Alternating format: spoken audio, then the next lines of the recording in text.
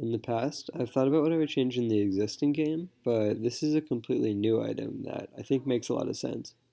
So this item is motivated by two things. The first thing is that items feel a lot better when they have very clear, well-communicated power that makes the user feel like, I just did something with this item. This specific item I bought had an impact on this game. This item is just really cool. Like Redemption's Active is a pretty good example of this, where when you use the item, you feel like the choice you made with Redemption mattered. And the second thing is that right now, it just feels like everything shits in AD carries. Like, Lee Sin comes out of the jungle a level or two up, and he just walks up and smacks the shit out of you. And the AD carry has to play really safe just to survive, and even versus something tanky like Poppy or Rek'Sai, because somehow, in addition to being tanky, they can put a lot of damage on the AD carry. So this item would help heal for AD carries and make it easier for them to kite. And it would also feel good because when you use it, you can really feel its effects kick in. So the basic idea I had was an item that lets the support bind to the AD carry, sort of like a Zeke's Harbinger. And what it does is it gives them movement speed when moving away from enemies, and an active that knocks enemies back a bit. First, looking at the components and stats and goals, I wanted it to have an Aether Wisp since it's about moving, and I think the move speed away from enemies should be significant. But I wasn't as sure about the Chain Vest and Negatron Cloak. It could give defensive stats, maybe even give armor and MR to the AD carry as well, but I'm not so sure about that. And a Chain Vest and Negatron Cloak makes it a pretty expensive item for supports, and it definitely feels like it's bad to buy that much armor and MR on a range support. Maybe it feels better to get tanky on a tank support though, so I don't know. But it might be better to reduce it to a cloth armor and null magic mantle, or even get rid of the armor and MR altogether, which could be good because if it has strengths outside of the 1500 gold on armor and MR, it would either be broken or too expensive, since the most gold a support item should be, including the combined cost, is probably around 2500 gold. So if it has 1500 gold spent on armor and MR, there's a lot less potential for more interesting strengths.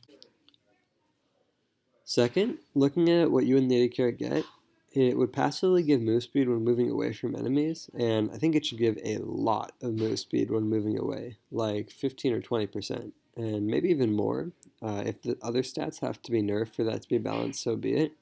You should really feel it when the move speed kicks in.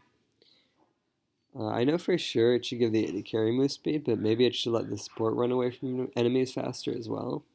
Um, Another way to give move speed is give them speed when running towards each other. Like when you think about Janna or Soraka passives, they make sense because they want to be close to their allies so they can help save them. So it would be nice if it helped the AD carry and support get to each other, so the AD carry isn't just like alone for half a second and immediately jumped on by Riven and Hecarim and deleted before the support is near enough to help. But I don't know about the move speed towards each other though. The main thing is that the AD carry gets a lot of move speed when going away from enemies. As for the active, I've been watching a lot of Star Wars recently, and I'm envisioning it kind of like a force push. So it should definitely emanate from the AD carry. Maybe it should come from the support too, but I don't know. And it would knock enemies away a little. The main thing would be that it interrupts dashes. I think it would feel really good when the Lee is flying at your AD carry to be able to interrupt that.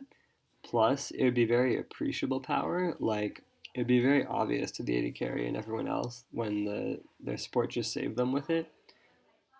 And the active could push people away in all directions like a general does, but I think it should be directed because you should be using it to stop a specific attack on your AD carry. And actually, I was thinking of it sort of like a Lulu Q or a Zed Shuriken, where you fire it from both you and the AD carry. So, like a shockwave or whatever comes from both your characters towards your mouse location. And it would be fairly wide and fast, like a Sonal, but it wouldn't CC people for more than like a tiny fraction of a second when it just knocks them back a little bit and interrupts their dashes. And I think the active would probably be on a pretty long cooldown. As far as balancing goes, it seems like the active could completely cockblock certain champs like Lee Sin or Zac, and the speed would also be good for kiting champs like Darius that don't have gap closers.